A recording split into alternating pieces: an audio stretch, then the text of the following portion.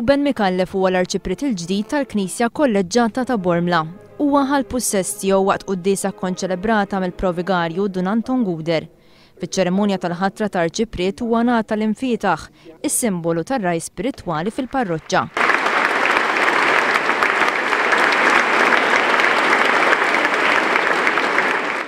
Fid-diskors tiegħu l-Arċipret il-ġdid saħaq irid jaħdem bisħieħ biex imexxi l-kelma ta' Alla madwar il-parroċċa kollha.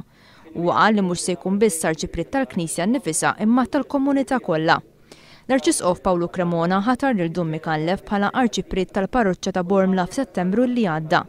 Dun Ruben twieled fl-1977 u trabba raħal ġdid fil-parroċċa Madonna tal-Lurd.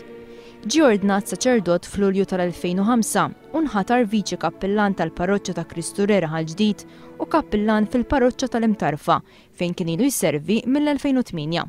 Il-parroċċa ta' Bormla li tagħha sewwa l-Arċipret il-ġdid tiġbor fiha madwar 5700 persuna f'1600 familja.